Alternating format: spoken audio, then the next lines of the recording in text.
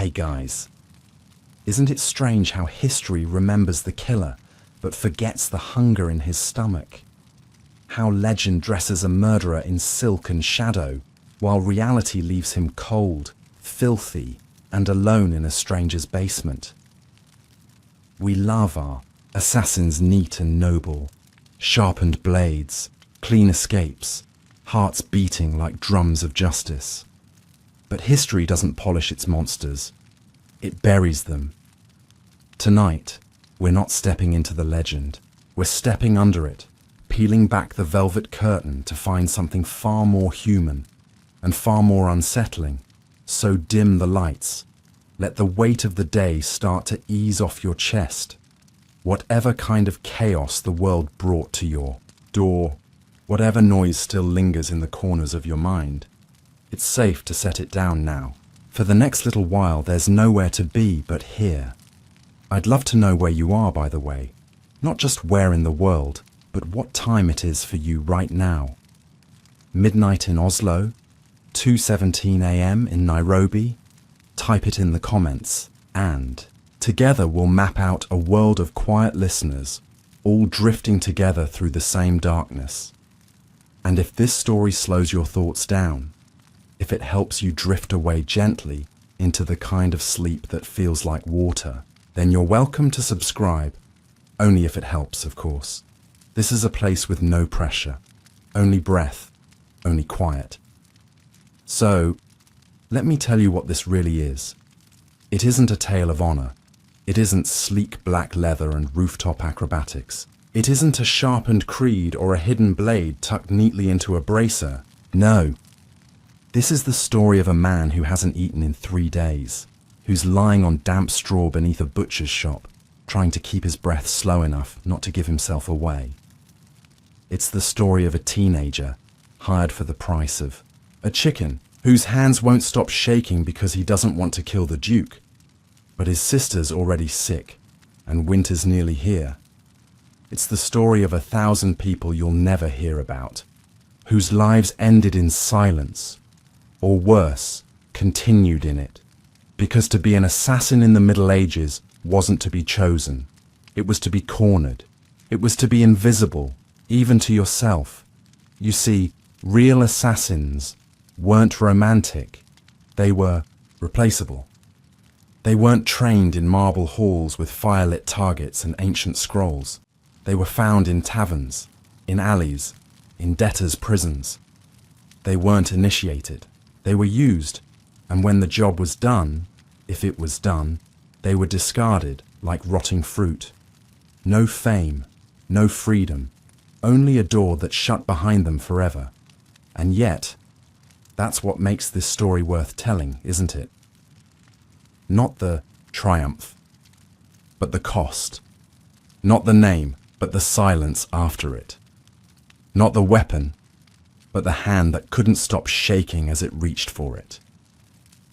We're going to walk with them tonight, not to glorify, but to witness, to feel the slow fear, the quiet rot, the hunger that pulses louder than any heartbeat, because somewhere, beneath the noise of history, their stories still whisper, beneath cathedral floors, inside crumbling, city walls under stones that no one bothers to name. So close your eyes, let go, and follow the chill in the air. It's time to step into the shadow that history forgot, and remember what it really meant to be a medieval assassin. You wake in the dark, but this darkness isn't modern. It isn't soft or symbolic or cinematic. It's the kind of black that thickens in the lungs, a darkness made of smoke and mildew, rat droppings and dust too fine to see. It tastes old. It tastes like something that was never meant to be breathed. The floor beneath you isn't your bed. It's dirt packed hard by hundreds of footfalls, uneven and cold and slightly wet from last night's rain leaking through the stones. The smell rising up from it is part rot, part urine, part mold, a blend so familiar now that your nose has given up complaining. You adjust the sackcloth tunic wrapped around your arms and shift your weight carefully, quietly, because someone might be awake above you, and you can't afford to be caught here. Not again. Your body aches, but in a tired, forgettable kind of way. Not a pain that panics you, more the low, constant warning of bones left too long on hard surfaces. There is straw in your hair. You don't care. There is something crawling near your ankle, a beetle maybe, and you don't care about that either. The only thing you care about is the bread, but there is no bread. Not here, not tonight, maybe not tomorrow either. This was supposed to be your hiding place, a dark storage crawl beneath a butcher's shop, reeking of blood and salt and spoiled meat. But even hiding has costs, and you paid for this one with your last coin too, days ago. The butcher's boy will be back soon, looking for his payment. And if you don't have it, you'll have to run. Again. You've run so many times lately that you forget where you were trying to stay. Above your head, slow footsteps creak, across floorboards. The rhythm is familiar, almost comforting in its predictability. You've learned to map them. Step, step, pause. The sound of iron scraping wood. That's the butcher's morning cleaver being unhooked from its peg. You count 3 more steps before the door opens and the first breath of morning light, pale and filthy, slices in through the slats of the wooden floor. It does not touch you. You are beneath it. But you can still feel the warmth of it, diluted through layers of wood and air and damp. And for a moment, you imagine sunlight on your skin. Not imagined light, not ghost light, but real light. The kind that touches bread, ovens and church towers, and the foreheads of people who are allowed to be seen. That kind of light. You haven't been touched by that light in days. You shift your weight again and press your back to the corner wall, where the stone is cold and strangely wet, as if it breathes. Sometimes you wonder if this entire building is alive. A groaning, wheezing thing made of timber and blood, swallowing people like you and spitting out bones. You haven't killed anyone yet, not technically. You've watched men die. You've lied to women about where you were going. You've sold information. You've cut a purse or two. But the thing you were hired for, the reason you're here, that part hasn't happened yet. You keep putting it off. At first, it was just logistics. The guard rotation didn't match the map you were given. The target wasn't at the location he was supposed to be. Then the replacement vial of poison you were promised never arrived. Then the new contact didn't show. Then your stomach started, aching in the mornings, sharp and hollow, and your hands began to shake. Now, days later, you realize the logistics were just the excuse. The truth is, you don't want to do it. You thought you could. But that was back when the idea of killing someone still felt like a story, still wore the mask of a myth.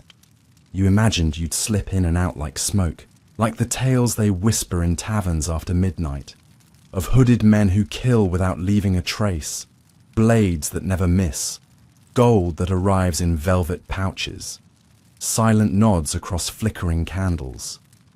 But this is not that story. This is a story of waiting, of dirt, of hunger, of fear layered so deep beneath your skin that even your dreams reek of it. The target is a moneylender. That's all you were told. A man who destroyed someone's family over a debt. A man who ruins lives with numbers. That's what the woman said when she hired you. She said he deserved to die. She said she couldn't do it herself. She offered 3 silver coins. You asked for 5. She said 4. You said yes. But what are 4 silver coins when your stomach gnaws itself and your soul won't stop screaming? You think of his face, this man you've never met. You imagine him cruel, soft, red-cheeked, laughing with someone else's money in his hand. You try to make him into something easier to stab, but the more you try to hate him, the more you remember that people hired others to kill you once too, and not because you were cruel, just because you owed something. Sometimes, in moments like this, you wonder if anyone is the villain, or if we're all just crawling through someone else's rot, trying to survive another sunrise. Above your head, the footsteps stop. You freeze. You hold your breath. You count your heartbeats. 5, 10, 15. Then the clatter of a wooden door slamming shut tells you he's gone. It's morning now, but morning doesn't mean safety. Morning just means the light will find you faster if you move too slowly. You crawl toward the edge of the floorboards, listening to the groans of the building, to the rats squealing in the walls, to the wind that always seems to carry whispers, names, warnings, prayers too quiet to finish. You've started to imagine them probably. You tell yourself they're not real. But then again, neither is the version of you who believed this job would make anything better. The truth is heavier than your pack. It always has been. And as you push the hatch open, as the sunlight pierces through and your hands emerge into the butcher's shop like a ghost returning to a world that never wanted you, you understand something that no one tells the myth makers. Assassins don't disappear after they kill. They disappear before, and not into shadow, but into hunger, into hiding, into the kind of silence that swallows a name, long before the blade ever does. No one dreams of this. Not really. You might imagine from the outside that the life of a killer begins with a choice, a sudden turn, a dark oath, a hand reaching for the knife and saying, "Yes, this is who I'll be now." But it never starts like that. It starts with a loss, or many. It starts with hunger, with humiliation, with the slow erasure of options until what's left no longer feels like a decision at all. You didn't choose this. You were pushed. First it was the village taxes, raised again without warning. Then it was the bad harvest. The bishop's men took the grain anyway, said it was owed, and left you with straw and rotting onions. Then came the winter illness, the one that took your mother's voice and your brother's breath within days. The fever swept through like a rumour, and the apothecary locked his doors because no one had coin. You remember the day your name disappeared from the parish roll, not because you moved, but because no one expected you to survive long enough to count anymore. You sold your father's tools, you sold your boots, you sold your silence to a travelling merchant who promised coin for anything you heard inside the city walls. The coin never came, but the bruises did. And so when the old man with the missing eye and the scent of clove and vinegar sat beside you in the alley and asked, "Do you want work?" you didn't ask what kind, you asked when. The lie is that assassins are chosen. The truth is, they're found. Found beneath archways, curled in the corners of bathhouses, hunched by the docks with frostbitten fingers and ribs sharp enough to poke through skin. Found sleeping upright in confessionals, hiding beneath carts full of turnips, pretending not to cry in abandoned stables. The recruiters don't wear uniforms. They don't announce themselves. Sometimes they're drunk. Sometimes they're disguised. Sometimes they just appear, like shadows that talk, and then vanish before your eyes can focus. You weren't the only one they approached. There was a boy from the river quarters who used to work in the dye pits. You met him once, months ago, when your arms were red from the beetroot vats, and his were blue from the indigo. He had a cough then, and a limp, and a laugh that made everything feel momentarily less awful. You saw his body pulled from the well 2 weeks later. They said he was part of something now, that he'd been initiated, that he failed. You didn't believe it at first. You wanted to think it was a mistake. But then you notice the ink on his fingers, the kind used only for sealed letters, and the tiny cut across his thumb, fresh and clean, like a ceremonial wound. And you understood. There are no real ceremonies, no blessings, just blood. Some are hired for vengeance, others for secrets. Most are hired for coin, but coin is just the excuse. The currency beneath it is always power, and you had none. In the beginning, they gave you tasks. Follow this man. Memorize the guard change at this gate. Deliver this parcel. Listen at this window. At first it felt like nothing, like errands. You convinced yourself you weren't doing anything wrong. You were just gathering, moving, watching, until you realized someone had died the day after you delivered a note, and someone else vanished after you described their home. You didn't sleep that night, not because of guilt, that came later, but because for the first time in a long time, you had food in your belly. Not enough, not clean, not fresh, but food. And that kind of comfort after months of emptiness is more disturbing than hunger. Comfort means you might survive. Survival means you'll have to keep doing it. They never teach you how to kill. Not really. There are no lessons, no scrolls, no practice runs. There is only suggestion, implication, and silence. You are expected to understand, to guess, to prove yourself quietly or be discarded, and many are. You remember a woman, tall, sharp-eyed, fingers like needles, who arrived from the southern ports with a reputation. She said she had killed a prince once. Everyone listened. Everyone feared her. She was found dead in a granary 3 nights later, not from a blade, but from poison she likely meant for someone else. You asked one of the older men how that could happen. He looked at you, and with a voice too dry for his age, said, "Because talking gets you noticed, and noticed gets you killed. You've been quiet ever since." London watches you now with dirty teeth, its streets full of mucus and spitting children, and guards who ask questions not to understand, but to dominate. You stay in the shadows, sleep under carts, trade your silence for bread crusts and bad beer. You listen. You remember. You wait. You walk past people every day who would kill for what you have. And what you have is nothing but proximity to power, a sliver of access, a name passed in secret, a whisper that someone is needed, someone like you, but they don't know the cost.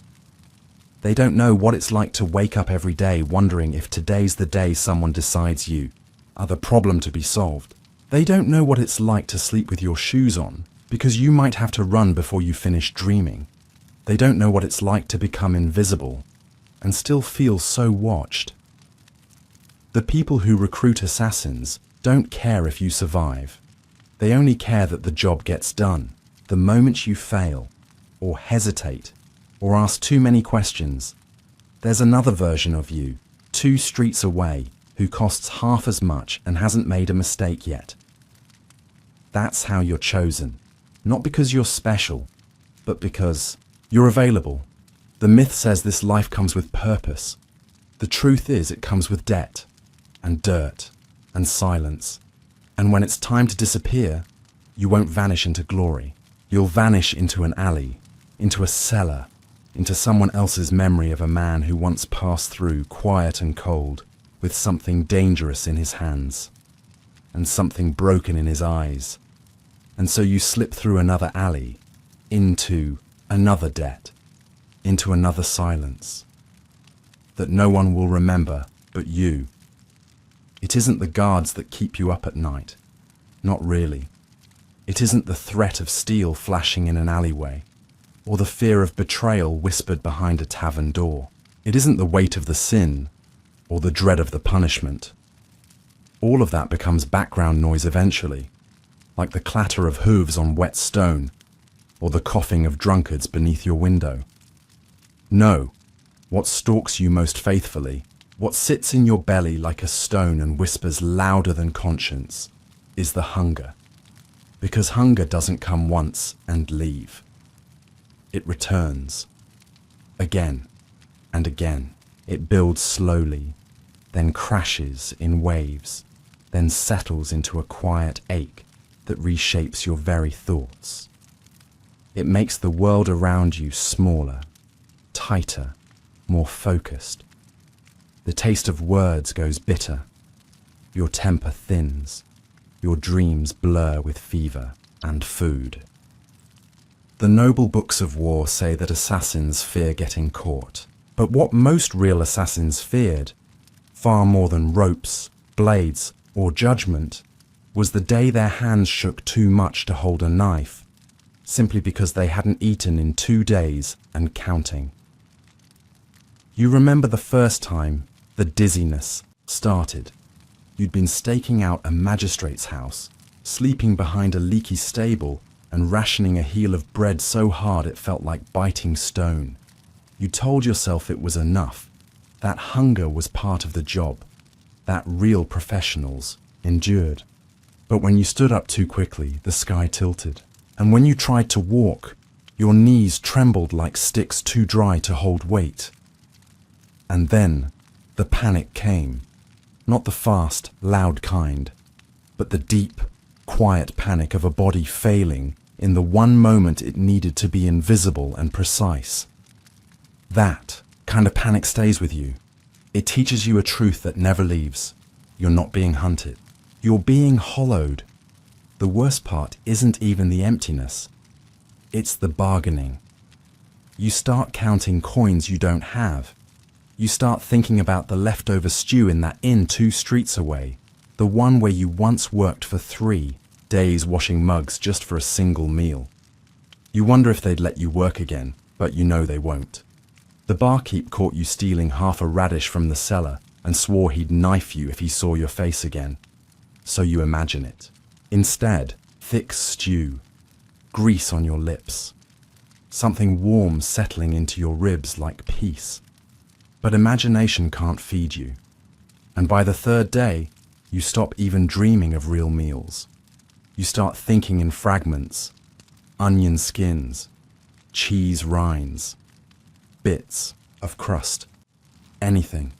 You've eaten things you never thought you would, a dead bird you found near the gutter, feathers still on, mouldy barley from a rat-chewed sack, beet tops boiled in rainwater until the bitterness faded just enough to swallow. You've dug through refuse piles with a handkerchief tied over your face, not because of the stench, but because you couldn't bear for anyone to see what you were becoming. And yet, you're not the only one. All around the city, others like you circle the same waste bins, stare through the same bakery windows, crouch in the same corners of churchyards, praying not for forgiveness, but for scraps. Some days you wonder if there are more assassins than nobles in this city, and if the difference between them isn't wealth or training, just hunger managed with better clothes. You begin to understand why some fail, why a knife wavers, why a step is missed, why a job ends in disaster, not because of inexperience, but because hunger stole the margin for precision. You learn how to disguise it, how to tie your belt tighter to trick your stomach into stillness, how to clench your teeth while talking so your words don't tremble, how to feign patience when waiting outside a Mark's home, even as your breath tastes of bile and your knees quietly beg for mercy. Once you collapsed. It was behind a blacksmith shop after a 3-day watch with no food and almost no water. You woke to the sound of the smith's daughter whispering a prayer over your half-conscious body. She gave you an apple, bruised and spotted but still beautiful, and you ate it so quickly that the sweetness hurt. You never forgot her face. You also never went back. Because kindness feels dangerous now. Kindness implies you're still something worth helping. And in this line of work, that illusion can kill you. They never talk about hunger in the stories. They show the assassin leaping from roofs, fighting with grace, disappearing like smoke. They never show him staggering behind a butcher's cart, staring too long at a discarded bone, or fighting tears in the rain because someone else beat him to the bread crust he'd been eyeing all afternoon. They don't show the shaking hands, the knees that won't lock, the moment when the blade must be drawn, and all the body can do is whisper, "Not yet, not now, not like this." You've seen men fall from windows during jobs, not because they were chased, but because their legs gave out. You've seen women faint in the middle of a target's home, crumpling into silence before the poison could even leave their sleeve. You've heard stories of assassins who made mistakes so sloppy, so clumsy, that people thought they were drunk, when really, they just hadn't eaten in 4 days. You start to respect bread in a new way. It becomes more than survival. It becomes meaning. A loaf is not a meal. It's a plan, a possibility, a window, a chance to stay sharp, stay steady, stay invisible. And so you hoard any coin, any crumb, any favor that can be bartered for food. Because in a world of blades and lies and shifting loyalties, the only real guarantee is this: you cannot kill on an empty stomach. You can rage, you can cry, you can run, but you cannot kill with precision, with grace, with purpose, if your body is eating itself from the inside. Eventually, your stomach becomes something separate from you. A voice, a companion, a judge. It speaks before you do. It reminds you who's really in control. And when you wake one morning and find that it's quiet, not full, not content, just quiet, you realize what peace actually is. It's not gold. It's not power. It's not the thrill of a job well done. It's the absence of hunger. And that is what you'll chase, more than anything. Even more than escape. Even more than absolution. But tonight, there is no apple, no stew, only a single crust hidden in your pocket like a prayer. You chew it slowly, carefully, as the city hums and shifts and forgets you again. And somewhere, beneath the growling of your stomach and the weight of your ribs pressing through, your tunic, you remember something you once heard whispered behind a monastery gate. Hunger sharpens the blade, but it also breaks the hand that holds it. You laughed at that once. Now you're not so sure. And something worse than hunger is waiting behind the next door. There is a particular kind of cold that belongs to the hidden. A cold not born from weather, but from stone and silence. From time that refuses to pass and breath that refuses to calm. It's the cold that seeps through floorboards not meant for sleeping bodies, that climbs through your bones not as pain, but as slow erasure. This is not the sharp bite of frost or the stinging wind that rushes in through an open window. This is the damp, aching kind of cold that settles into the chest and stays there. Not to hurt you, but to remind you that you are not safe. Hiding is not what people imagine. It is not the quiet pause before action, not the calm interlude between one scene and the next. It is a form of pressure, of internal collapse, of vanishing so thoroughly into your surroundings that you begin to doubt your own solidity. You do not wait in hiding. You dissolve. The place you've found for tonight, or rather, the place you've returned to for the 3rd time this month, is the broken crawl beneath a half-abandoned bakehouse, its walls covered in soot, its air thick with the smell of old ash and mice. There's a cracked slab of slate on which you rest your back, and an overturned basket filled with mouldy flour sacks you use as makeshift insulation. Outside this crawl, beyond the split wood and crumbling mortar, people live. They eat and argue, and dream, while you press yourself into the wall like a stain and try not to be remembered. Your knees ache constantly, bent too long in tight corners. Your shoulders are raw from resting against jagged stone. Your stomach no longer speaks in hunger, but hums instead. A dull, endless vibration that you feel more than hear. You shift, carefully in the dark, trying not to wake the rats who have grown used to your presence, trying not to knock over the cracked ceramic bowl you use to collect rainwater through a hole in the ceiling. You tell yourself you are safe here, not because you believe it, but because it is the only way to remain still. There is no proper sleep in places like this. You drift in and out, not into dreams, but into cycles of memory and vigilance. Your mind floating between the taste of dried peas and the echo of boots in gravel. Sometimes you hallucinate conversations, old ones, half remembered, and find yourself mouthing replies before you realize there is no one with you. There hasn't been, not for days. You've learned how to count time without clocks. You know how many breaths fall between the first bell of the morning and the light that filters through the floorboards. You know that the merchant above steps heavier after lunch, and that his son whistles the same out-of-tune melody every evening before descending the stairs. These patterns are sacred to you. You cling to them because they tell you the world above still exists, and that you, for now, are separate from it. The moment you dread most is not discovery, though that is always near. It is the interruption of rhythm, the missed footstep, the extra voice, the sudden silence where noise should be. These shifts send a tremor through your spine, not from fear, but from the recognition that something has changed, and change when you are in hiding is rarely kind.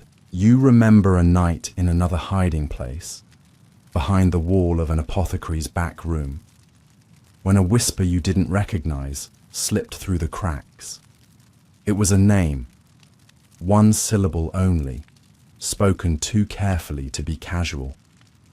You froze, not because you were sure it was yours, but because the possibility was too heavy to move beneath. You remained motionless for hours after that, long after the voices had gone, not trusting your body to rise without betraying you. Hiding teaches you that movement is not always survival. Sometimes it is disappearance that keeps you alive. The less you do, the longer you remain. The longer you remain, the more chance you have to vanish entirely. And sometimes that is the goal. Your breath becomes shallow, not because of fear, but because of necessity. Too much air draws noise. Too much motion invites dust to fall, wood to creak, vermin to scatter. Every gesture must be rationed. Every blink must be considered. You become a part of the structure itself, not a person, but a pressure in the wall, a memory etched into mortar. And all the while, time folds around you. Minutes stretch into hours. Hours condense into thoughts. Thought turns to noise. Noise becomes indistinguishable from reality. You begin to forget what day it is, what month it might be, whether you were supposed to meet someone, or if that meeting has already come and gone. The cold helps you forget. It numbs not only your skin, but your sense of place in the world. You think often about fire, not the danger of it, but the idea, the image, a hearth not too far away, with someone seated beside it, cradling a bowl, blinking slowly. You don't wish for that person's life. You no longer believe it could ever belong to you, but you do wish you could watch just once without fear of being seen. There is no glamour in invisibility, only erosion. The city does not know you exist, and if it does, it has chosen not to acknowledge you. This is both blessing and curse. You are safe, for now. But in being safe, you have ceased to belong.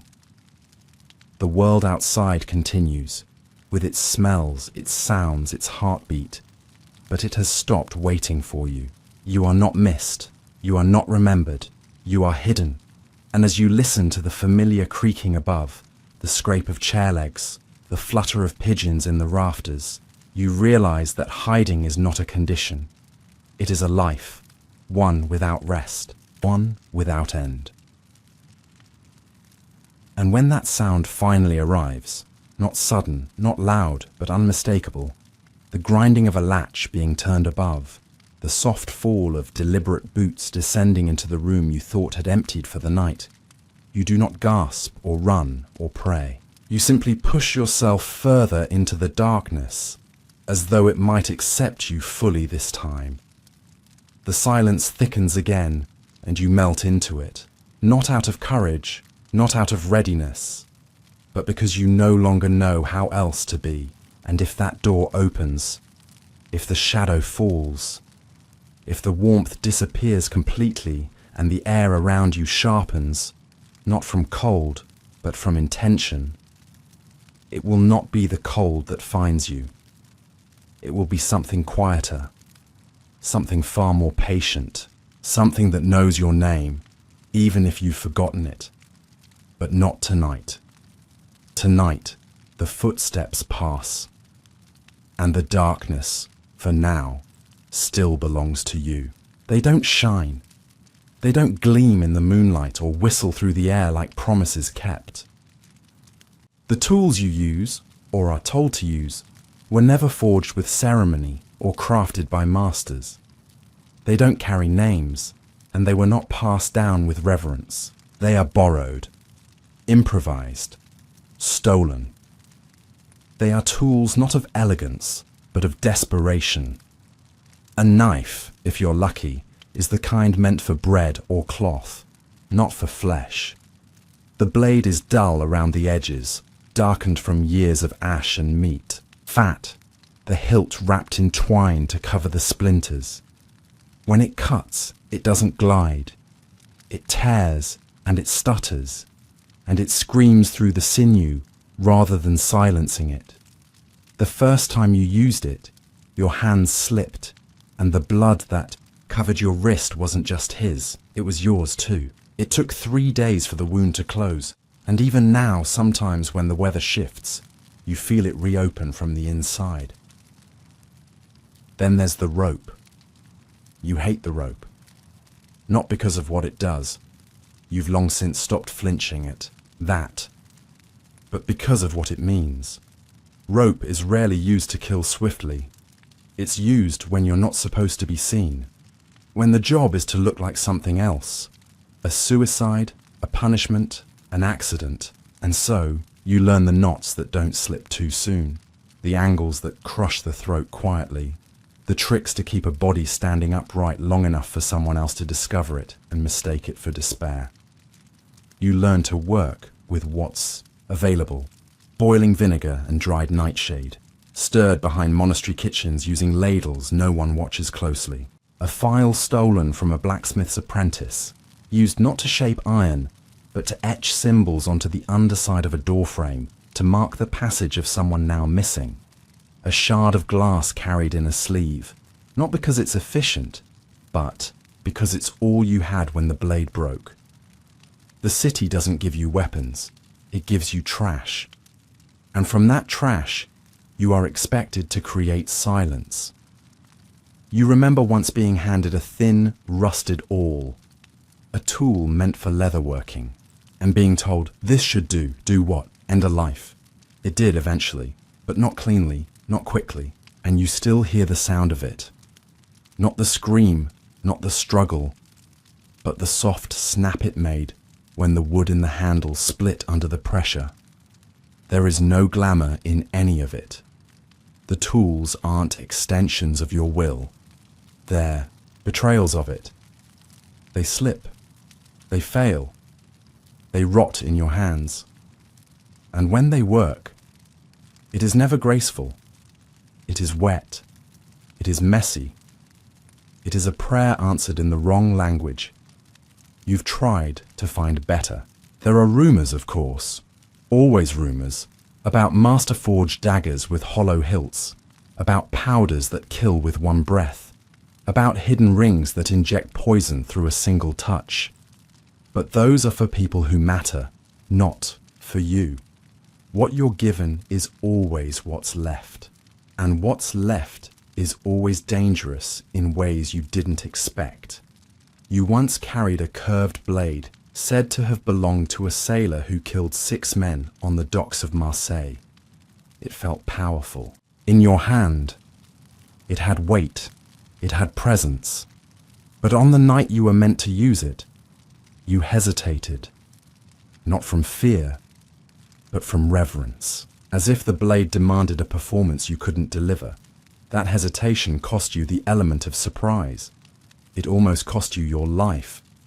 After that, you went back to carrying nothing special, just a flat, ugly piece of iron sharpened against brick, wrapped in cloth so the rust wouldn't eat through your belt. Because the truth is, tools don't make you safer. They just give you something to blame. And the more you carry, the more you risk leaving behind. That's why you memorize everything. Every pouch's contents, every knot's direction, every drop of liquid's taste, in case it spills and someone asks what it was meant to do. There are nights you dream of being caught, not during the act, but after, when the evidence still clings to your cloak and the tools rattle in your satchel like accusations. In those dreams, you are not running. You are explaining. You are begging someone to believe you didn't want to do it, that it wasn't your idea, that the tools were already in your hands before the decision was made. But they never listen. In the dream, they never believe you.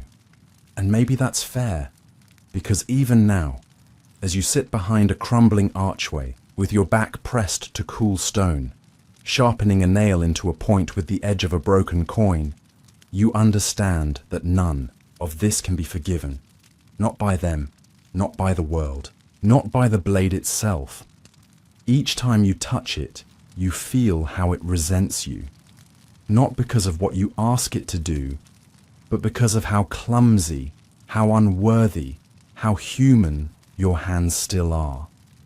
You once met a man, old, stooped, with a tremor in his lip and a brand on his neck, who told you that the best tool he ever used was a single lie. No blade, no rope, just a sentence, whispered in the right ear at the right moment, that made one man kill another without ever knowing who'd planted the seed. You didn't believe him then, but now, having carried so many broken things in your hands, you wonder if he wasn't right. Perhaps the sharpest tool is always the one no one sees. But tonight, you do not have the luxury of whispers or schemes. Tonight, your fingers wrap around the handle of a blade that was once part of a farming scythe. The edge is chipped. The grip is uneven. It smells faintly of smoke and mildew. It will not fail you because it is old. It will not save you because it is steel. It is a tool, like you, bent into a shape it was never meant to take, repurposed into something necessary, something silent, something forgotten. You rise slowly. You tie the cloth tighter around your belt. You tuck the knife into its place, and you do not pray, because the blade does not listen, the rope does not forgive, the poison does not wait, and whatever regret you carry tonight will not change the shape of the shadow you are about to become. They told you the job would happen on a Tuesday. It was said with such certainty, such conviction, as if fate had circled a day on the calendar and promised you a clean window for death. Tuesday, just after nightfall, when the merchant finishes his meal and goes to his upper chamber alone, you would slip in through the rear courtyard, through a door left unlocked by someone paid in advance, ascend 2 flights in complete silence and end it quickly. That was the plan, and now it is Thursday. You're still here, still hiding, still waiting.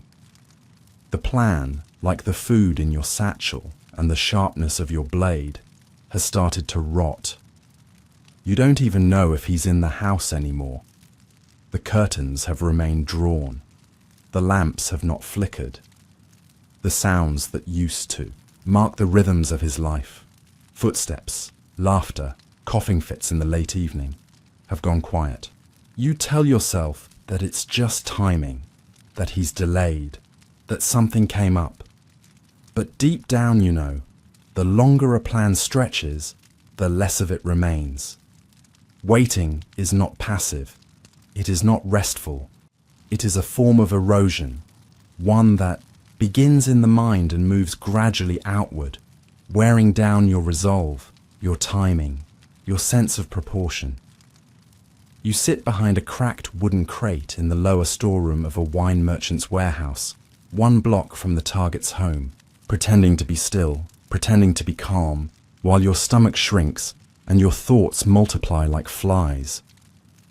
The light in this place is strange, filtered through stained glass from a forgotten chapel next door, casting blue and green shadows across your hands. For hours you've watched your fingers change colours in the shifting glow, as if they belong to someone else entirely.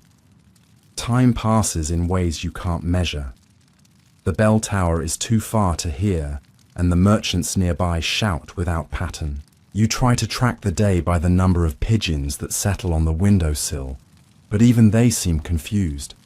Your contact hasn't returned.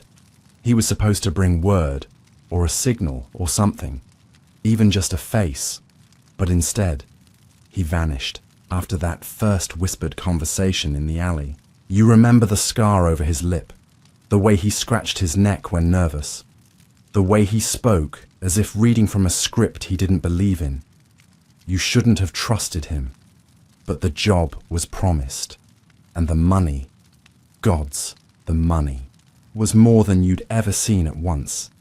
Enough to leave the city, enough to buy silence, or at least space. Now that promise hangs like mildew in the air, growing heavier by the hour. You have replayed every instruction in your mind, the door, the window, the meal, the route. You've rehearsed the steps until they haunt you. But repetition without action is a kind of madness, and you feel it creeping in. Last night you almost left. You packed your things. You even stood at the exit, hand on the latch, ready to slip into the night and forget this job entirely. But then you remembered the coin. Not the coin promised, the one already spent. The bribes you paid, the safe house you used, the favors you called in. You cannot afford to walk away, not because of pride. You let go of that long ago, but because your debt is no longer just owed to people.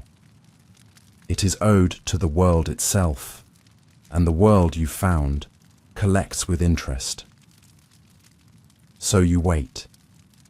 You listen to the wine barrels shift in their sleep. You feel the damp rise from the floor through your boots. You run your thumb over the hilt of your knife so many times that a callus has formed in the shape of its curve. You tell yourself that this is discipline, that patience is power, but each hour chips away at that belief. The mind plays cruel games in stillness. You begin to imagine the merchant discovering your hiding place, not with shouts or guards, but with quiet understanding. In your vision, he opens the door, sees you crouched in shadow, and instead of fear, his face softens. "You don't have to do this," he says, and in that moment, you realize that you believe him. Then the vision breaks, and you're left in silence again, the weight of your imagination pressing harder than any hand ever could. You've begun to count your blinks. You mark the slow passage of tears your eyes produce out of boredom, not sorrow. You listen to your heartbeat, not for reassurance, but for rhythm, because rhythm is the only thing that tells you you're still real. You try to sleep in half-hour increments, curled awkwardly in the corner, your back pressed to a broken crate, your legs twisted to avoid splinters. Each time you drift, you dream not of the kill, but of the waiting. Dreams of endless corridors, doors that never open, voices that say now, but never finish the sentence. You wake gasping, not from fear, but from the exhausting weight of anticipation. At some point, You're not sure when. Your breath begins to hitch. Not because you are panicked, but because you are tired of pretending not to be. You let yourself feel it just briefly. The ache of it, the futility. And then you bury it again beneath resolve. Because the waiting must mean something. It must. You didn't endure this for nothing. And yet, a small voice asks, what if you did? What if the job has already passed?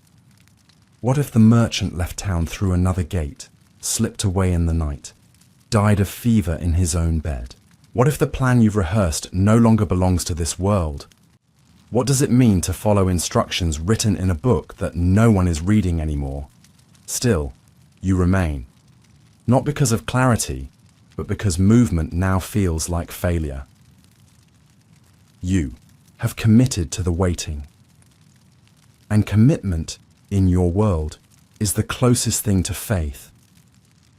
Then, just as the thought begins to repeat too loudly in your mind, as the wine barrels seem to groan louder than before, and the dust in the air thickens to a near fog, you hear something, a lock, a voice, a sound that doesn't fit the rhythm, not sudden, not violent, just wrong. You press your body against the wall and hold your breath, not because you expect to be discovered, but because the plan, the one that was already rotting, might be moving again. You feel something inside you tighten, a part of yourself that you'd convinced to fall asleep days ago. And in that tightening, you remember that fear is not always a signal to run. Sometimes it's a reminder that you're still waiting for a purpose, and maybe, just maybe, it has finally arrived. It was supposed to be quick, the kind of job you don't remember after it's done. Clean, silent, final. In the stories told by those who have never had to do it, that's how it always goes. You slip in like a shadow, glide across a corridor, press the blade against the right throat, and vanish before the blood finishes pooling. A breath, a flick of steel, a door that never creaked. And just like that, history forgets someone, ever lived. But you know better. You've seen what really happens when the knife misses. And not just in the literal sense, though you've missed once, and that memory alone still tightens your chest in the middle of the night, but in all the ways a mission can rot from the inside out. Failure in your world is never loud. It doesn't come crashing through the window or shout down corridors. It arrives softly, like mold, like damp in the corners of a room, spreading in silence until everything is ruined.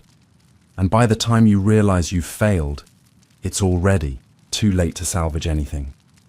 You remember the job, not because it was unique, but because it unraveled so slowly you almost didn't notice.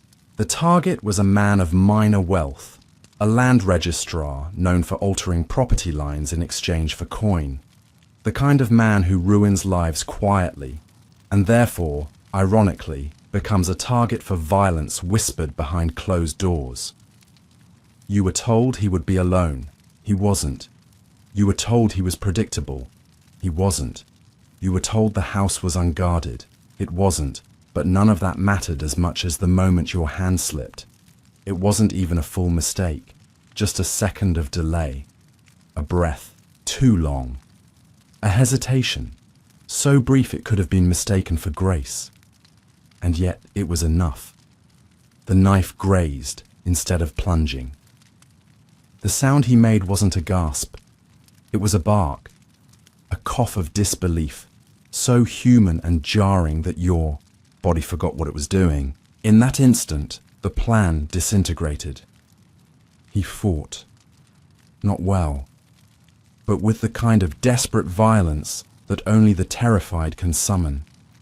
You remember the way his nails scraped across your face, the wetness that bloomed at your temple, the sickening noise as your shoulder collided with the wall. He begged, then he cursed, then he tried to run. And in the chaos that followed, He did something you hadn't anticipated. He called for help. And help came. You fled, not with silence, but with sound. Footsteps pounding against old wood. A door thrown open into night. Your breath ragged as your lungs tried to outrun shame. You didn't look back because you knew what you'd see. Not just a body not quite dead, but a plan broken beyond repair. The punishment for failure depends on who paid. Some clients accept disappearance, others do not. You've heard of assassins, dragged from rivers days after a job gone wrong. Not by the authorities, but by the people who paid for silence and received noise instead. You've seen men vanish not after killing, but after not killing, because disappointment has a sharper edge than vengeance. After that night, you stayed underground for weeks, not because you were hunted, but because you could no longer trust yourself.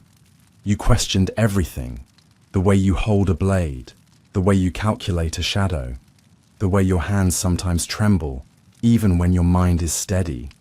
You thought about quitting, if quitting were even possible. You thought about going west, changing names, pretending to be a scribe or a mason. But you didn't. You couldn't. Because once you failed, the weight of the failure becomes your new name, and it follows you no matter where you go. Failure does something to the mind that success never can. It rewrites your understanding of time. You begin to live in echoes. Every movement is haunted by the moment it could have gone differently. You walk through the city and see reflections of what should have happened. The blade sliding smoothly, the silence holding, the exit executed perfectly. You carry the ghost of the version of you that didn't falter, and that ghost is cruel. It mocks your pacing. It corrects your grip. It finishes the job inside your head 1,000 times, as if to prove that it wasn't the world that failed you. It was you who failed the world. You begin to lose sleep, not because of fear, that went quiet after the first week, but because of doubt. A slow, thick doubt that lives beneath the surface of everything. You double-check every step. You remeasure your poisons. You begin to whisper to yourself as you work, not out of madness, but out of the need to hear someone say it will work this time. The next job doesn't come for a long while. Word spreads in your line of work, though never directly. No one says it out loud, but you can feel it in the way people stop meeting your eye, the way contacts shrug and say they'll think about it, the way safe houses quietly become unavailable. You become the assassin who missed, and in a world where precision is everything, that label is heavier than a chain. Eventually, someone takes a chance on you again. A smaller job, less risk, less pay. A merchant's dog, not a king's hound. You accept it, not out of confidence, but because you have no other choice. You complete it cleanly, efficiently, almost too efficiently, as if you were trying to carve the doubt out of yourself with every movement. But it doesn't leave. Because even when you succeed again, the failure is still there. A layer beneath the skin, a whisper behind the thoughts. You start to understand why some never return after a botched mission, why they let themselves be caught, why they walk into traps they could have avoided. Sometimes it's not punishment they fear, it's continuation. The thought of surviving, just to live with what you've done, or what you didn't do, can be more terrifying than the knife itself. You don't know what happened to the man you failed to kill, whether he lived or died, whether he moved away or still passes the alley where you once crouched in shadow. Maybe he still hears your footsteps in his sleep.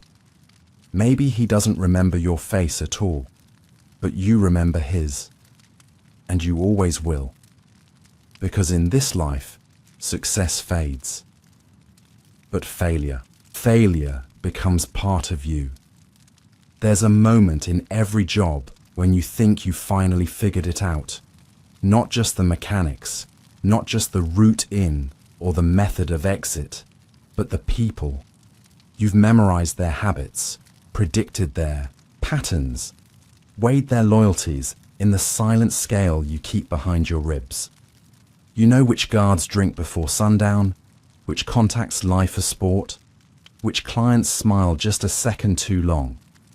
You believe you've seen enough to distinguish the honest lies from the dangerous ones, and then someone sells you. It doesn't matter who. It never really does. It could be the woman who fed you warm broth 2 nights ago and asked too many questions about how long you'd be in town. It could be the man who offered shelter for a coin and a favor, and then left the back door unlocked a little too early. It could be the boy who ran errands for you and slipped 1 note too many into the wrong hands. The point is, someone always does. You learn this not because someone warns you, but because betrayal becomes a pattern you can taste before it happens. The shift in tone, the delayed glance, the odd silence at the end of a sentence. Signs you learn to recognize only after it's too late to avoid them. The first time it happened, you didn't even realize it until the guards arrived. Too fast, too prepared, moving with the confidence of men who weren't guessing. You'd been inside the building for less than 10 minutes when you heard the outer door close and the first voice call your name. Not the name you gave in the tavern, your name, the real one. That was when you knew. You escaped through a window, but only barely. Lost a satchel, 2 days' rations, and a thin slice of your thigh to a crossbow bolt that missed your spine by an inch. You remember the moment you fell into the river, the way the water stole your breath, the way the pain bloomed when the wound met the cold, the way you surfaced behind a barge and watched your safe house burn across the canal. You spent the next 3 weeks moving every night. You slept beneath butcher stalls, inside stable lofts, in the crawl space of a collapsed bell tower where pigeons nested in your sleeves and whispered their hollow little songs into your ear as you tried to stay warm. You stopped speaking to anyone, stopped answering to any name, because you finally understood what no one says out loud in this life. Loyalty is always conditional. Everyone's for sale, even you. And once you accept that, things become clearer. You stop mistaking smiles for kindness. You stop believing in favors without interest. You learn to count not just coins, but motives. What does she gain by helping me? What does he lose by staying quiet? You calculate conversations like currency, subtracting risk, and adding silence. You begin to anticipate betrayal as part of the job. You start creating backup plans not for failure, but for treachery.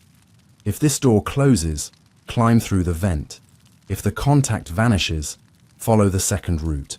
If the body is never found, disappear before anyone asks. But there are days when no plan can account for what people are willing to do for the right price.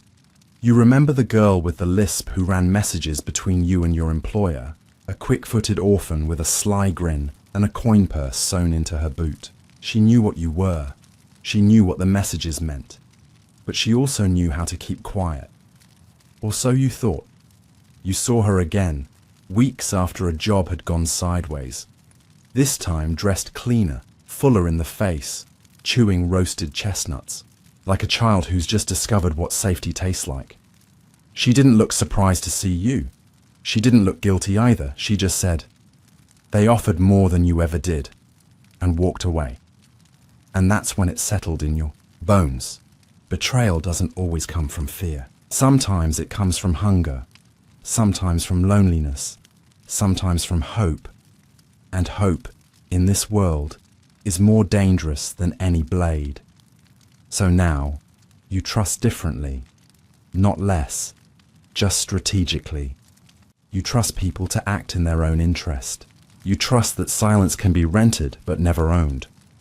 You trust that anyone, even the ones who once saved your life, might one day hand you over if the coin is heavy enough, or the threat sharp enough, or the promise beautiful enough.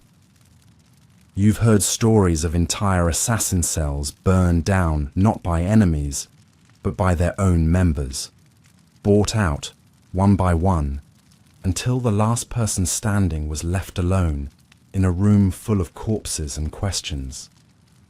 You've seen men swear oaths under moonlight and break them before dawn. You've seen women poison their lovers not for money, but for freedom. You've seen people give away secrets not because they were paid, but because someone listened to them at the right moment and made them feel like they mattered. You've started to wonder which betrayal is worse, the one bought with silver or the one given freely. And you've started to ask yourself which one you've committed more often, because you're not innocent in this either. You've made promises you never intended to keep. You've accepted help knowing you wouldn't repay it. You've told people they were safe when you knew they weren't. You've walked away from those who trusted you, not because you wanted to, but because survival demanded it. Because in this life, guilt is a luxury, and remorse is just another form of memory. Still, the hardest betrayals are the ones that feel personal, the ones that catch you off guard. Not because you didn't suspect them, but because, despite everything, some part of you hoped this time would be different. That's the piece that always stings, not the loss, not the exposure, but the hope you let in, even for a second, before it turned around and spat in your face. There's a man in the Northern Quarter who once said, "Everyone's loyal until they're hungry, afraid, or in love." You laughed at him then. You don't laugh anymore. Now, when someone helps you, you nod politely, and you write down their name, not in ink, but in memory, because even the kindest faces eventually become risks. And when you sleep, if you sleep, you place your knife not under your pillow, but across your chest, blade angled toward the door. Not because of enemies, but because of friends, and maybe, just maybe, because of yourself. The first time you stepped into a church to hide, it wasn't for absolution, it was for the silence. For the stone walls that dulled the sound of your breathing. For the candle smoke that masked the scent of sweat and blood. For the rhythm of prayer that echoed like a lullaby for the guilty. You didn't kneel. You didn't whisper. You simply sat in the back pew, cloaked in shadow, listening to the sounds of forgiveness being begged all around you, and wondering if the words reached high enough to matter. You weren't raised with reverence. You didn't fear divine punishment, and you didn't dream of redemption. But even you could feel that this place, with its worn tapestries and dust-lined crevices and flickering sanctity, carried a different kind of power, because no one looks for a killer in a chapel. And that, in the end, is what the cloak was for. Not for hiding a weapon, not for marking allegiance, but for blending in. Because if you wear a cloak like a monk, walk like a monk, breathe like a monk, people lower their voices, avert their eyes, and assume you have chosen silence for holy reasons rather than survival. You learned how to move like them, slowly, gently, with eyes cast down and hands folded as though in prayer. You learned how to sweep the chapel floors and clean the chalices and tend to the graves without ever speaking more than a word or two. You learned how to sit through Vespers, mimicking the mouth shapes of psalms you never memorized, bowing at the right moments, crossing your arms when the bells rang. You slept in a cold corner near the vestry for nearly 2 months once, and no one questioned it. You told the abbot that your name was Thomas, that you had taken a vow of silence, that you were seeking stillness. He nodded, said nothing more, and let you remain. But the stillness didn't cleanse you. It just gave your thoughts more room to echo. Because when the knife is quiet, the guilt grows louder. You cleaned blood from the altar steps one morning. Not yours, not your target's. Someone else, a beggar stabbed by thieves and left at the sanctuary door. The priest muttered prayers as he worked beside you, but you focused only on the stain, how it darkened the stone, how it resisted the cloth, how even sacred ground had no power to reject violence when it arrived uninvited. It reminded you that no space, no matter how holy, is ever truly untouched. The man who first taught you to hide in churches said something you never forgot. Sanctuary has two faces. One weeps, one watches. And over time, you saw what he meant. The church offers shelter, yes, but it also demands performance. It shelters you only if you play the part, if you bow your head, light the candle, wear the right robe, and beneath all that ritual it watches, quietly, patiently, not with judgment, but with memory. You've knelt beside women who confessed sins they didn't commit just to feel clean. You've watched a thief donate stolen coins and call it penance. You've seen a nobleman, drunk on blood and wine, pay a priest to say 10 masses for the soul of a man he murdered the day before, and you've begun to understand. The church doesn't save people, it hides them, the same way your cloak hides your blade, not to protect them from the world, but to protect the world from them. Once, in the dead of winter, you were assigned a job that required you to live among the clergy, not pretend, not pose, but become. The target was a friar, soft-spoken, charitable, beloved by all. He was also selling secrets to foreign agents, passing coded messages in hymnals and confessional slips. It was not your place to question why, only to stop him. You spent 2 weeks learning how to chant the morning prayers. You memorized the order of the Psalms, learned the small Latin phrases that scattered through the liturgy. You bowed when expected, fasted when instructed, and even helped distribute bread to the poor outside the gates. And all the while, you kept the blade tucked inside the pages of your borrowed prayer book, hidden between verses of mercy and deliverance. When the moment came, it was easier than expected. No resistance, no cries, just a sharp gasp that echoed against the stone. A single candle knocked to the floor, and the silence of a body learning how to fall. You lit incense after, not to cover the scent, but because it felt like what was expected. You left that chapel before sunrise, before the blood dried, before anyone noticed the shape beneath the altar cloth. And as you walked through the frostbitten courtyard, still dressed in your borrowed robe, you passed 3 sisters in white veils who greeted you with a nod and the words, "Pax tecum," peace be with you. You nodded in return, not knowing whether they spoke to the man you had pretended to be, or the shadow beneath it. And even now, years later, you still hear those words, not as comfort, but as indictment. Because there is no peace for someone who survives by pretending to be what others pray for. You've sat in a dozen sanctuaries since then, seeking neither forgiveness nor clarity, only distance. Distance from the city, from the names you once answered to, from the faces that no longer look at you with anything but calculation. And for a time, the silence feels like safety, but it never lasts. Because eventually, someone recognizes the curve of your step, the tension in your hands, the way you sleep with your back to the wall. Eventually, someone asks a question you can't answer. Eventually, someone disappears, and you are reminded again that sanctuary is not salvation. It is delay, a breath held in a room that smells like wax and wood and judgment. The church taught you many things: how to disappear in plain sight, how to speak without speaking, how to Kill beneath a cross and call it justice.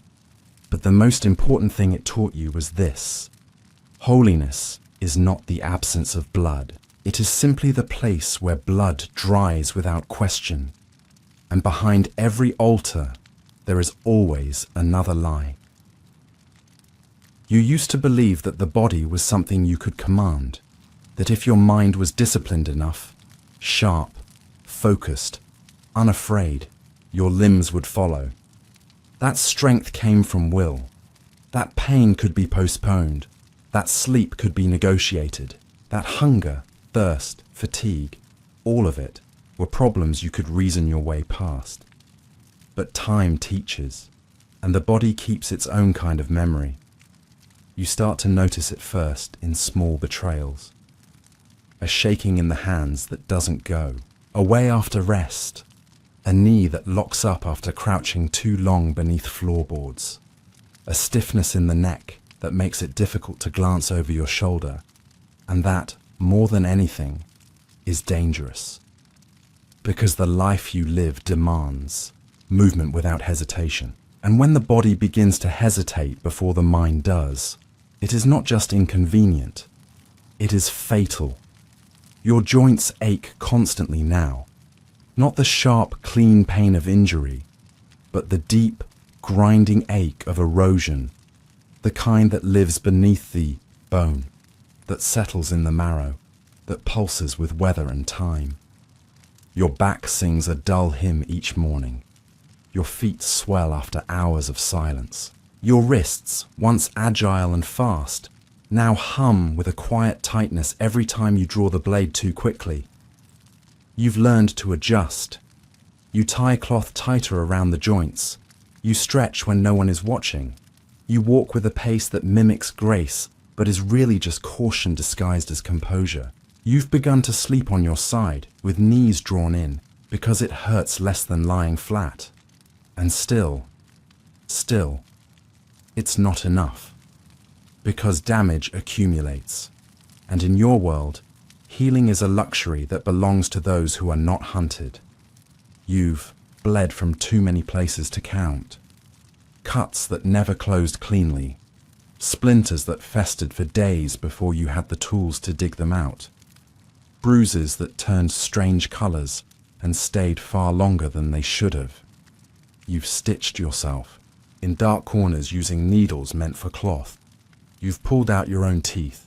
You've broken bones that never healed straight. Your fingernails are uneven. Your knuckles cracked and darkened. Your hair, once thick and sun-coloured, now thins beneath the hood you wear too often. Your eyes twitch involuntarily some days, from strain, from sleeplessness, from the sheer exhaustion of watching for too long without blinking. And then there's the skin. It no longer belongs to youth. It has hardened, calloused in places that weren't meant to be tough, along your ribs, your spine, your inner elbows. Scar tissue folds across your thigh like a map you can no longer read. A burn from a lantern, a bite from a dog, a lash from a night you don't talk about. Each mark has a story. Most are not worth telling. You used to think you were becoming stronger, that the body adapting meant you were winning, that pain endured was pain defeated. But eventually, you realize the truth. You are not building resilience. You are accumulating damage. You are not becoming harder. You are becoming worn. The worst days are the ones when sickness comes. Not poison, you've trained against that, but illness. The kind that sneaks in when you've gone too long without warmth or rest or clean water. The cough that starts in the throat and moves into the chest like a beast building a nest. The fever that burns quietly, leaving you weak in places no blade can repair. You've fought through nights shivering beneath wet blankets, delirious and aching, gripping your knife not out of readiness but out of fear that if you let it go, you might never wake up again. And no one comes. There is no healer waiting in the hallway with gauze and reassurance. No friend carrying a steaming bowl of broth. No voice in the dark to whisper that it's just a fever and it will pass if you can hold on until morning. You endure it as you've endured everything else. Not through heroism, but through the quiet mechanics of survival. Shivering beneath a damp blanket in some stone-walled room that was never meant for sleep. Your hands wrapped around the hilt of your knife, not for defense, but because part of you believes that if you let it go, your body might follow. And when the sickness finally passes, if it does, it never leaves you untouched. You emerge, thinner, weaker, your strength hollowed out by the shaking and the fevered sweat, your voice softened by days of silence, and though your limbs still move, they no longer carry the same confidence. They carry only momentum. You get up because the world demands it, because there are still names on lists and coins in purses and blades to be sharpened. But something inside you no longer believes in recovery. You don't think in terms of getting better anymore, only continuing. You know now that breaking isn't always a singular moment, not a snapped bone, not a knife to the gut. Sometimes it's gradual, quiet, the kind of slow collapse that you barely notice until one day you watch someone else limping down a hallway or struggling to lift a blade, and you realize you've seen that same limp in yourself, felt that same weakness in your grip. You've seen the man who once outran mounted guards now stop to catch his breath between alleys. You've watched the woman whose hands could once strike without a tremble now spill wine when she tries to lift a cup. You've buried the friend who once moved like wind and shadow, not because he was outmatched, but because he hesitated. And he hesitated because he knew, even if he didn't say it, that his body was no longer enough. No one speaks of this slow breaking, because to name it is to admit it's real, and in this life, silence often passes for strength. But the truth is unrelenting. Your body is not what it was. It is beginning to fail you.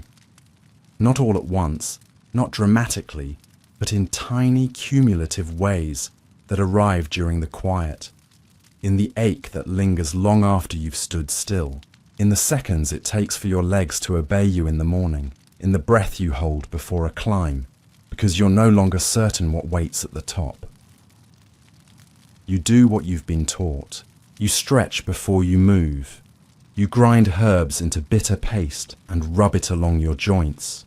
You press heat into swollen knees, bind weak wrists with boiled leather, soak your feet in water that smells of bark and rot. You follow every ritual the old ones taught you, every secret shared in low tones behind locked doors by people who once moved like ghosts and now do not move at all. But none of it reverses what has already begun. You remember asking a retired assassin long ago what had made him stop. He didn't speak right away. His hands trembled as he lifted his cup, not from fear, but from time. And when he finally answered, all he said was, "I dropped my knife once, and I couldn't bend down to pick it back up." At the time, you laughed. It sounded like a story meant to scare apprentices. But now, when your fingers fumble at the edge of your satchel, and you feel the weight in your lower spine pushing back against you, when your breath catches not from exertion, but from old pain that never fully healed, you understand. Because you are not meant to last. You were never built to endure forever. You are a tool, useful only so long as your hands stay steady, your steps stay silent, your eyes stay sharp. And when those things begin to fade, there are no medals, no farewells, no quiet rooms to retire into. There is only the long slope, downward, and the knowledge that the world will replace you without hesitation. But the work does not stop. The names keep coming. The payments still move through hidden hands. The blades wait to be held, regardless of whose fingers close around them. And so you rise, even when you wake slower than before, even when your shoulder burns just from lifting your pack. Even when your knees creak like rusted hinges with every step you take down another stone stair. You rise, not because you believe in the work, but because you fear what comes if you don't. Because in your world, the only thing more terrifying than breaking is being forgotten before you do. Most people, when they imagine assassins, see them as loners, figures draped in secrecy, working in shadows, answering to no one but themselves. That idea flatters something deep inside us. The myth of the lone survivor, the individual shaped only by their own will. But those who truly lived this life, who bled for it, who endured its slow erosion, they know better. Assassins were rarely alone. Not in the beginning. Not when it mattered. There were brotherhoods once. Not the polished, fictional kind, but real ones, formed from necessity, held together by shared danger and quiet desperation. These were not elegant orders in carved stone halls, but tattered circles of men and women bound not by oath, but by survival. They existed in the corners of empires, in the back streets of Jerusalem, in the marketplaces of Constantinople, in the ruins that dotted the road between Baghdad and Damascus. You could find them in Sicilian wine cellars, in the rooftops of Fez, in forgotten vaults beneath Parisian abbeys. Small, shifting groups, often nameless, built on whispered trust and sharpened memory. One of the oldest known groups lived in the mountains of Persia, high among the clouds where smoke rose from signal towers and children were taught to mix herbs before they were taught to pray. They were not called assassins at first. That word came later, twisted by fear and legend. But they practiced the art long before the world knew what to name it. Their lives were brutal and brief, and their deaths were often louder than their missions. But they believed in something larger than coin, not righteousness, but precision, not ideology, but message. Their blades spoke, not to their targets, but to the governments that shielded them. They left corpses in public places, arranged in specific poses, timed with the ringing of a distant bell. Their victims were often warned in advance, not out of mercy, but as a form of theatre. A man would receive a letter detailing the hour and place of his death, and though he would surround himself with guards and candles and weapons, he would still be found cold before morning.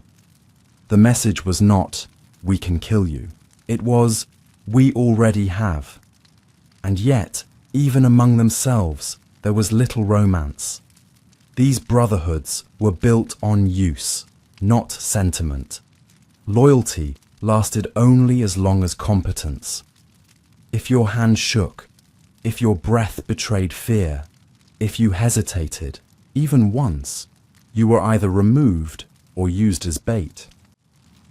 You met a man once who claimed to have belonged to one of them. He wore a ring made from melted arrowheads and spoke in 3 languages, none of them fully. He told you stories with names scratched out, cities spoken like secrets, patterns drawn into the dirt with a twig before being smoothed over by his boot. He described rituals that sounded like superstition, the eating of a particular root before every mission, the requirement that no one speak your name for 3 days after a kill. You asked him why. He said, "Because if they say it too soon, it won't come back. You didn't understand then. Now you do." To be in one of these groups wasn't to be safe. It was to belong to a pattern, a rhythm larger than yourself. It meant your life, your silence, even your failures were woven into something that continued with or without you. And there was comfort in that. Because if you fell, someone else would complete the job. If you vanished, your absence would be noted but not mourned. And if you succeeded, truly succeeded, no one would ever know your name. The Sicarii were said to leave daggers in open markets, their handles wrapped in coloured cloths to signal who had been marked and why. In Byzantine, circles poisoners were trained in monasteries under the guise of herbalists, their tools indistinguishable from medicine.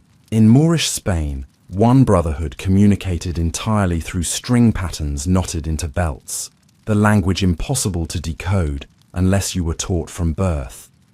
You once saw a coded ledger from a guild in Venice, a list of symbols, each representing a different kind of job, a different method, a different consequence. One of the entries had no symbol, just a smudge of charcoal and a word scratched beside it. Silencio. That was the job no one returned from. These were not schools. They were not temples. They were scaffolds built around danger. Scaffolds. You could climb only so high before gravity claimed you. And still, people joined.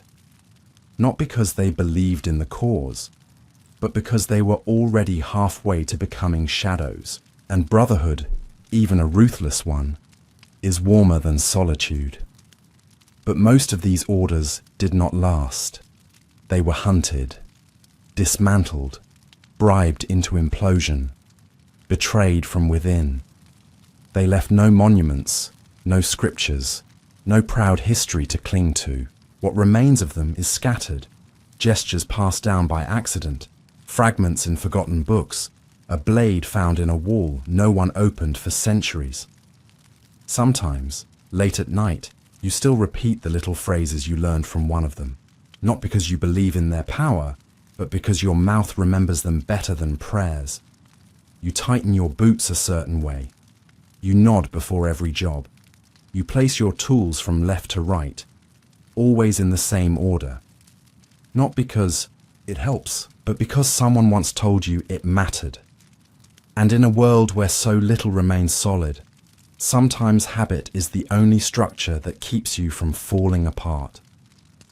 There are days when you miss it, not the work, but the feeling of being part of something, of belonging, even as a knife.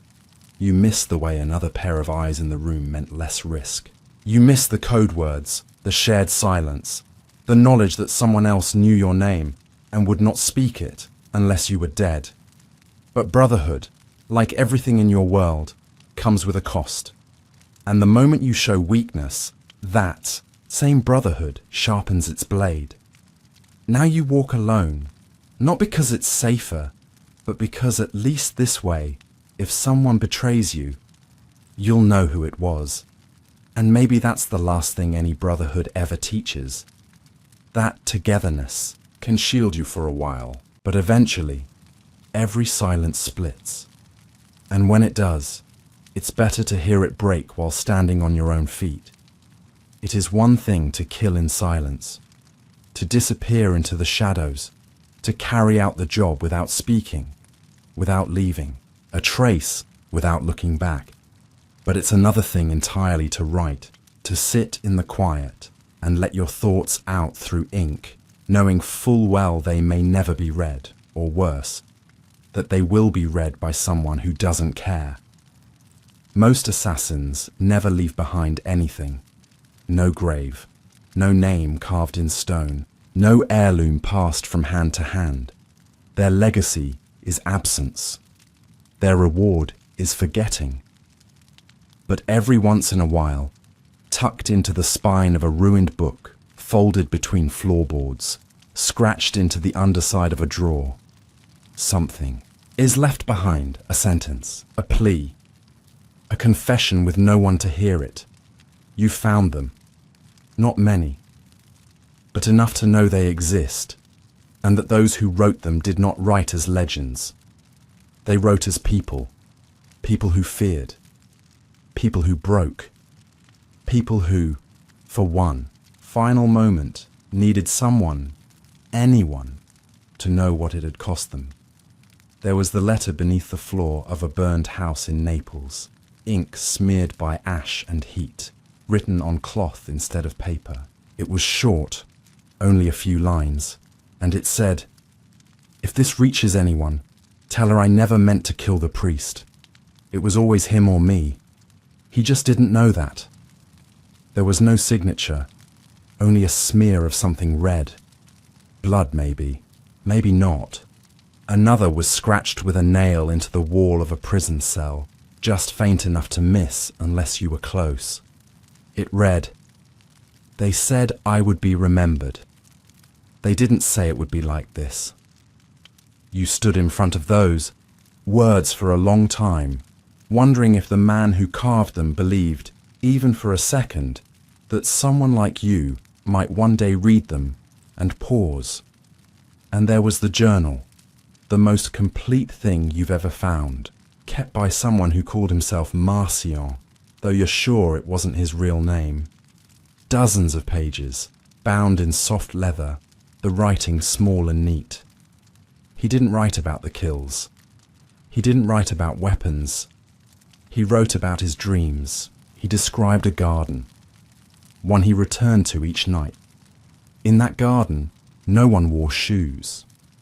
The ground was warm, the air always smelled of bread, and every time he tried to leave, someone took his hand and said, "Not yet." On the final page, he wrote, "Last night I didn't dream. Maybe that means I won't wake up." The page after that was blank, and so were the rest. What strikes you most about these writings is not the regret, though some of them carry it, but the tone. None of them plead for forgiveness. None of them ask to be saved.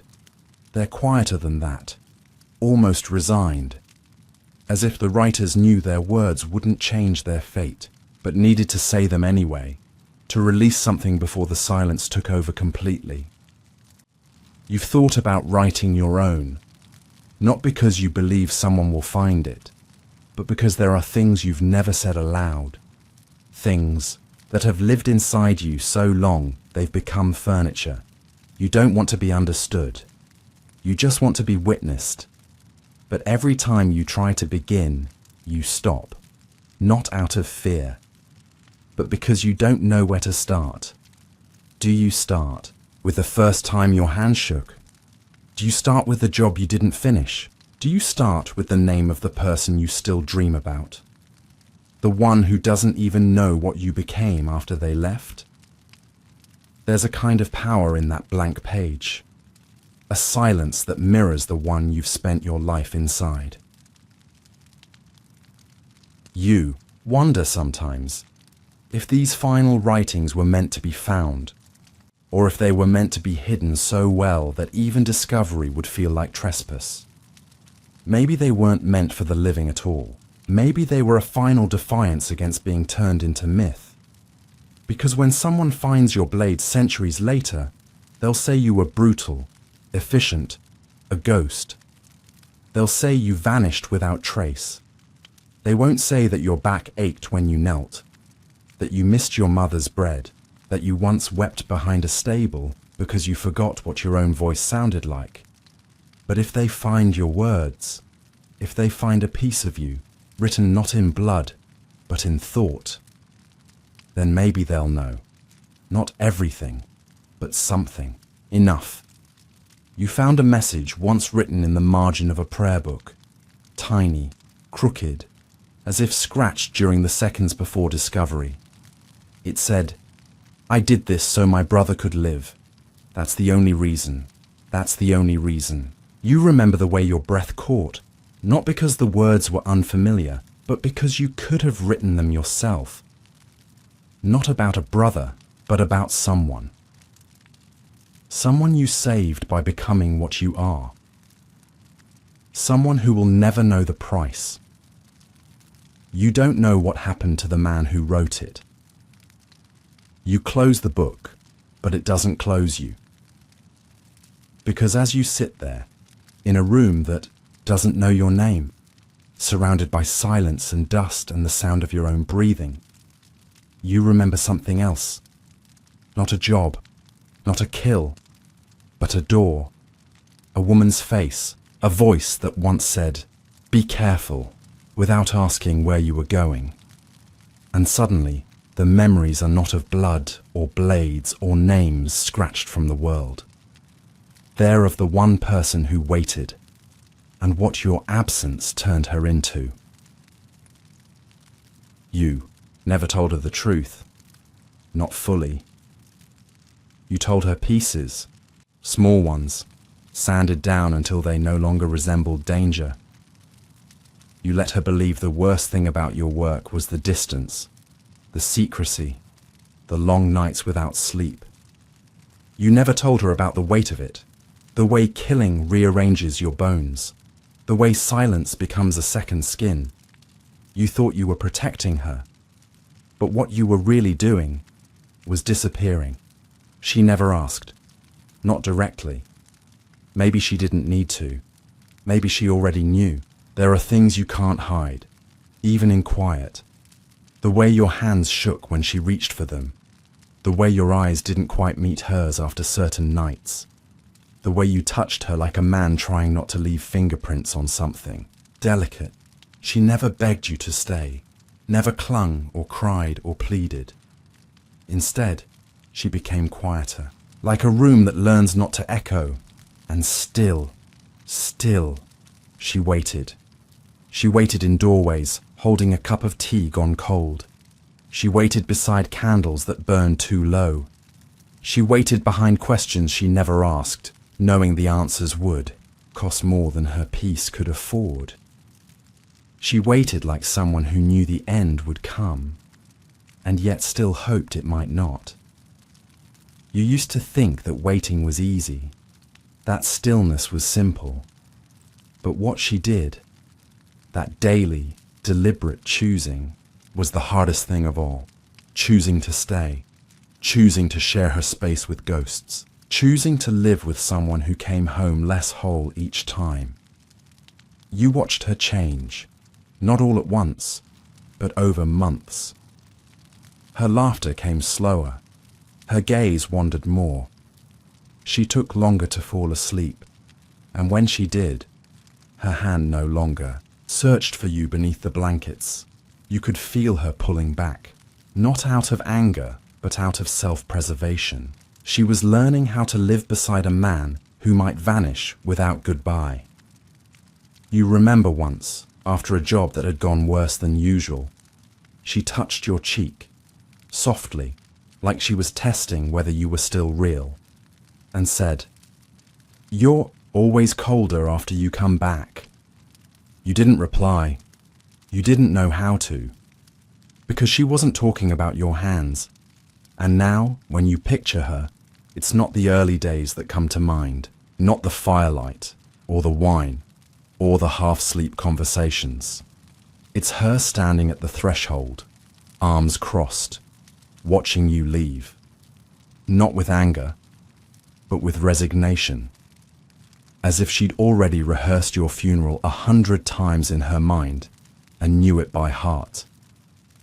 She never tried to stop you, and somehow that hurt more than if she had. Because what it meant was this: she had already accepted the version of you that would never be hers again. You sometimes imagine what she did while you were gone, whether she kept your place warm, whether she spoke to your absence, whether she lit candles or wrote letters she never sent, whether she screamed into her hands and then swept the floor like nothing had happened. You never asked. You didn't have the courage, because some part of you knew that if you really listened, you might not have gone back out the next night. You think about her now more than you admit, in places she'll never see, behind taverns, under church floors, waiting in basements, thick with mold. She visits you, her voice, her sigh, the smell of her hair when she turned her back to you and pretended to sleep. You tell yourself it's memory, but it feels like something closer to grief. Because the truth is, you lost her long before she left. You lost her every time you chose silence over truth. Every time you kissed her forehead instead of telling her where the blood came from. Every time you came home, dropped your cloak, and said, "I'm fine," when both of you knew you weren't. You don't know where she is now. Maybe she left. Maybe she stayed, and simply closed her heart in a room you no longer have the key to. But when the night is long, and the work is slow, and your hands smell of iron and regret, it's her face you see, not the people you've killed, not the men who paid you, not the ones who ran, just her. And you wonder if she still waits by the door, or if she's finally locked it, and maybe she did lock the door. Maybe she left the candle burning lower than usual and told herself it was for the cold, not for him. Maybe she stood at the edge of their bed that final night, watching the outline of the man she once loved vanish into something thinner, something darker, and understood, without needing to say it aloud, that not everyone who comes back has truly returned. But not every man who ended up with a blade in his hand began with cruelty in his heart or coin in his pocket. Some were not chosen. Some were not even seeking. Some were simply hungry. They say his name was Etienne, though no one is certain anymore. And even the records, what little remain of them, are blurred by time, by fire, and by the kind of shame that ensures some stories are quietly erased. What they do agree on is that he was born along the southern coast of France, in the tangled streets behind the port, during the kind of winter that taught children how to steal before they learned how to speak. His mother, already weak from years of illness, died in childbirth with her third. His father, a fisherman by trade and a debtor by habit, vanished into the sea one grey morning and never floated back.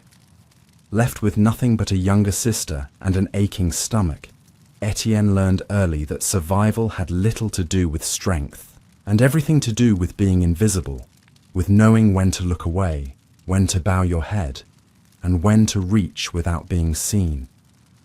He never attended school.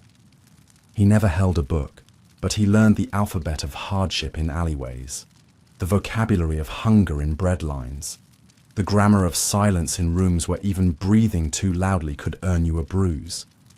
He worked odd jobs when he could, carried water for men who never paid him, scrubbed blood from tavern floors without asking who had spilled it, and spent most nights beneath carts or beside chimneys, curling himself into corners so the cold might forget to find him. And then came the day, the one no story leaves out, when everything changed. He hadn't eaten in 3 days. His hands shook when he reached for anything. The baker's window glowed like salvation, a single rye loaf resting on a wooden sill still steaming in the morning light. He waited until the street was quiet, until the baker's back was turned, and he reached. But someone saw, not a soldier, not a guard, just the apprentice, a boy no older than Etienne himself, perhaps even younger, running out with a broom in one hand and outrage in the other. They scuffled, and maybe Etienne pushed too hard, or maybe the boy tripped, or maybe the world simply decided that someone needed to fall that day. His head struck the stone step just once, but that was all it took. Blood soaked into the morning frost. The loaf, still untouched, lay half in shadow, and Etienne, hands shaking harder now, breath coming in gasps, ran, not with bread, not with pride, but with a guilt that would rot in his ribs for the rest of his days. And someone had seen him, a man, older, standing at the corner where 2 buildings met, neither horrified nor surprised, just watching. He said nothing in that moment, but later, much later, he found Etienne trembling beneath an overturned market stall, fevered and sobbing and unable to explain why he hadn't just taken the loaf and left. The man didn't offer comfort. He didn't ask questions. He simply crouched beside him and said, "If you're going to take something, make sure it's worth more than what you lose." That was the only recruitment speech Etienne ever received. And he said yes, not out of ambition, not out of cruelty, but because hunger carves holes where morality used to live. The work was never glamorous. He was never part of an order, never trained in cathedrals or knighted in secret rituals. He killed for whoever offered coin, and the coin never stayed long. He moved between cities, from the damp alleys of Marseille to the tighter corridors of Lyon, from the crowded ports of Genoa to the stone alleys of Avignon, never forming friendships, never staying long enough to gather questions, never daring to sleep in the same place twice. He preferred rope, not for its silence, but because it reminded him of his father's nets, of his childhood before it hardened into survival. He never carried two weapons, he never returned to the scene, and though his kills were never elegant, they were always effective. People spoke of him not as a legend, but as a rumor, a thin man who didn't smile, who walked without sound, who sometimes left the scene of a job only to sit in the same place for hours after, as if waiting for the ghost of the life he'd taken to pass through him. They say he never drank, never gambled, never chased women, never spent more than he earned. He lived in rooms no larger than coffins, on meals no, warmer than memory, always waiting for the next job, always expecting the next betrayal. His was not a life of mastery, it was a life of endurance. And in the end, it wasn't a blade that killed him.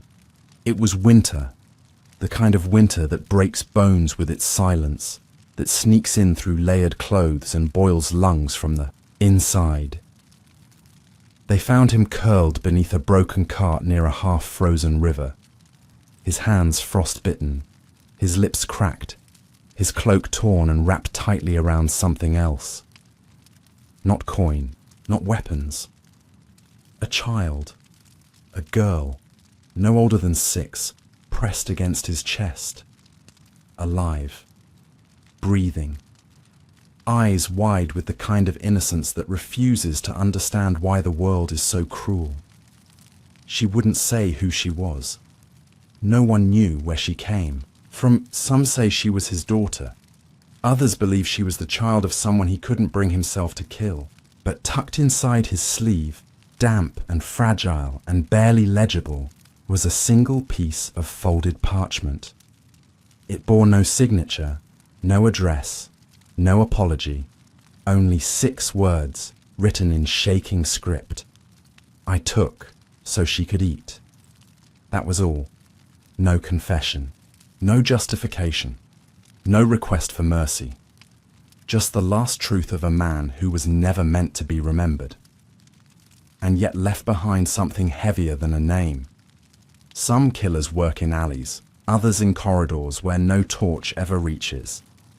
But a few are born into silence, trained in civility, and draped not in darkness, but in lace, perfume, and pearls. Her name has been forgotten by the history books, buried beneath titles and scandal, erased by those who wished her deeds had never existed.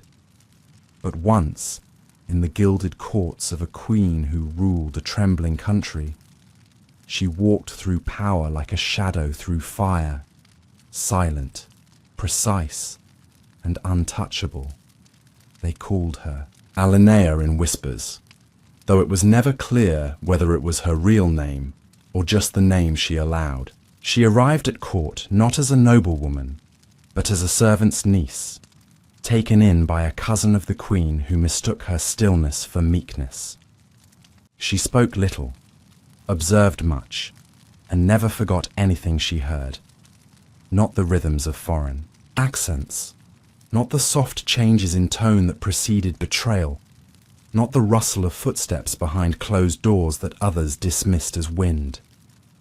She learned quickly that a royal court is a place where truth is dressed in brocade and lies drink from jeweled cups. She saw how kindness was used like a blade, how flattery covered ambition, how secrets were traded like coin. She didn't try to rise, not at first, but simply survived. She arranged bouquets, she folded silks, she poured tea and swept. ashes and became part of the scenery, until the scenery began to speak in front of her, no longer seeing her at all. No one quite remembers when she became useful to the queen. Some say it was after she reported a chamberlain who had planned to poison the wine meant for a diplomat. Others say it was when she noticed that one of the steward's ledgers included a cipher that no one else had thought to break. Whatever the moment, something shifted. The queen began to ask for her by name, then began to keep her close, then finally began to trust her with things that did not belong on paper. She never wore a blade. She never needed to. Her power came in other forms, in the ability to listen without drawing suspicion, to smile without revealing anything, to pass through a hall and leave nothing behind except silence. She learned to use perfume to mask the scent of certain poisons. She learned which wines dissolved it fastest. She learned how long it took for a heart to stop beating once it began to tighten from the inside. But she wasn't cruel. She wasn't bloodthirsty. She simply believed that in a world as cruel as the one she served, precision was a kindness. And if someone had to carry out the Queen's quietest commands, better that it be someone who understood restraint, who killed only when she had to, and never with pleasure. She served for almost 6 years. She never asked questions. She never refused a task. She never made a mistake. Her targets were noblemen and spies, ambassadors and traitors, all guilty by royal decree. None granted the dignity of trial. Some died with a sip, some with a kiss. One with a single whispered phrase that drove him to leap from his balcony before the poison ever reached his lips. No one connected her to any of it. She remained at court, gloved and soft-spoken, seated beside the Queen during evening concerts, smiling politely during dances she never joined. People said she had no suitors, no family, no desires, that she simply existed in service. An ornament, a ghost, a girl born of nothing and rising into grace. And then came the order that changed everything. The Queen, feeling pressure from factions within her own court, feared a betrayal so close it could not be handled with subtlety. A lady-in-waiting, once a confidant, now suspected of conspiring with a rival kingdom, needed to be removed. But not quietly, not this time. The message needed to be seen, felt, remembered.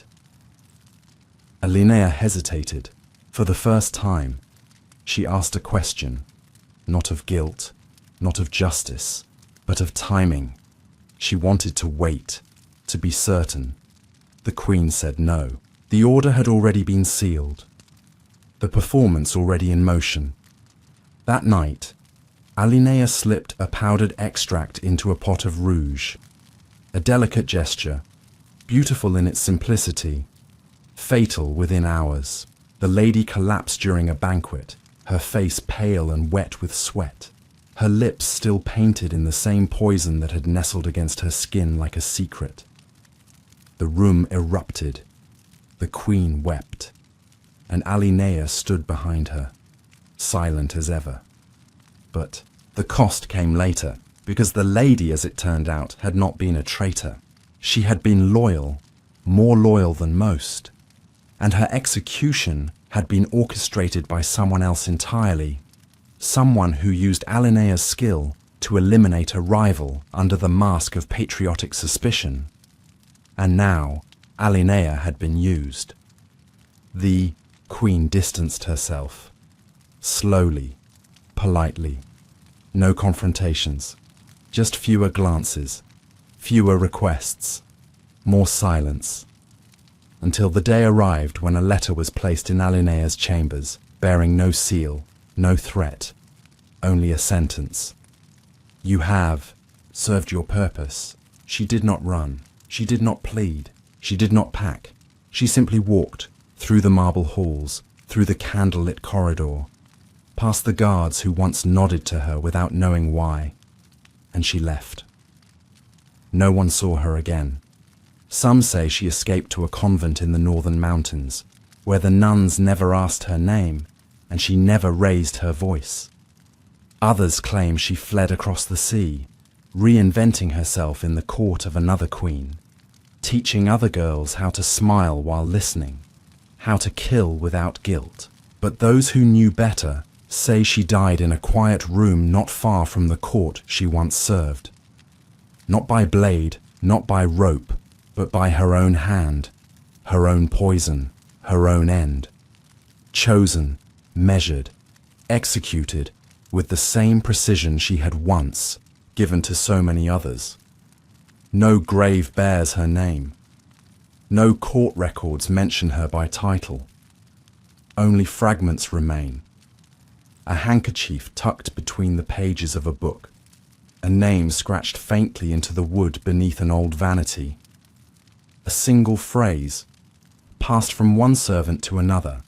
If she pours your wine, don't ask why. And thus she was remembered, not with honor, not with condemnation, but with awe. Because the quietest blade is always the sharpest. And some queens never leave the throne. They just learn to kneel beside it. By the time the last of them disappeared, even those who had once hunted him had stopped using his real name. He had become something else.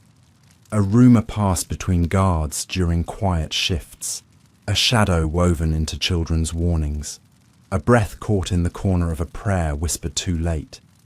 Some said he had died. Others said he was waiting. Few believed he had never existed at all. But the records, though sparse, suggest otherwise.